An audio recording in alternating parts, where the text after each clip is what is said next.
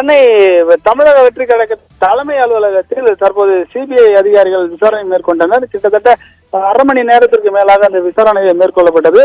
விசாரணை முடிந்த பிறகு இணை பொதுச் செயலாளர் நிர்மல்குமார் பேட்டியளித்துள்ளார். விசாரணையில் சம்மன் வழங்கப்பட்டுள்ளதாகவும் மேலும் விஜய் சந்திப்பதற்கு எந்த அறிகுறியும் சொல்லவில்லை எனவும் மீண்டும் தொடர்ச்சியாக விசாரணை நடைபெறுவதாகவும் கூறிவிட்டு சென்றுள்ளனர்.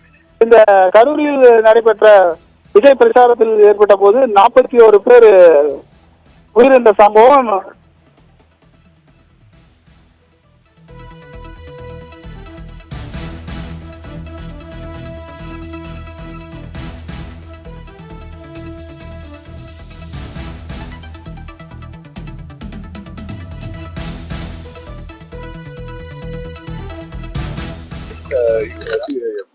சிசிடிவி ஆதாரங்கள் மற்ற என்னென்ன இருக்கோ அதெல்லாம் வந்து ஒரு லிஸ்ட் கேட்டுருக்கோம். அதை கண்டிப்பா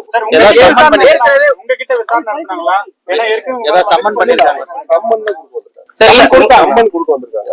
அதுல வந்து ஒரு சில டீடைல்ஸ் கேட்டிருக்காங்க. அதாவது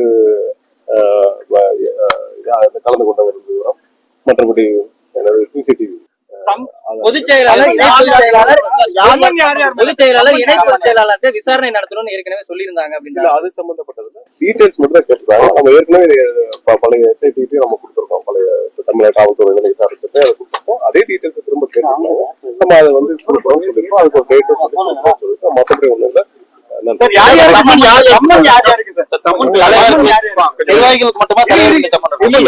சம்மன் வந்து இது டீடைல்ஸ் கேட்டுதான் எனக்கு வந்து ஒரு லெட்டர் கொடுத்துருக்கோம். அவ்வளவுதான்.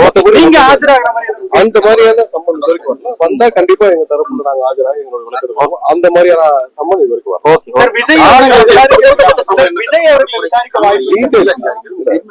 இது வரைக்கும் ஃபர்ஸ்ட் லெவல் அவங்க இன்வெஸ்டிகேஷன் தேவைப்படுற ஒரு சில இன்றைய தரவுகள் கொடுக்கப்பட்டிருக்கா சார்? நம்ம அவங்க அதை கேட்டு கொடுத்துருக்காங்க. நம்ம கரெக்டா சப்மிட் பண்ணோம். கொடுக்க சொல்லிருக்காங்க சார். அந்த மாதிரி நாங்க ஒரு 3 நாளுக்குள்ள கொடுக்குறோம். 3-4 நாட்களுக்குள்ள எங்களோட ரெப்ரசன்டேட்டிவ் தேவையான டீடைல்ஸ் நாங்க கொடுக்குறோம்னு சொல்லிருக்கோம். அது பிரிலிமினரி அவங்களுடைய விசாரணை ஆதாரங்கள் தவிர்த்து வேற என்ன ஏற்கனவே நம்ம கொடுத்துருக்கோம்.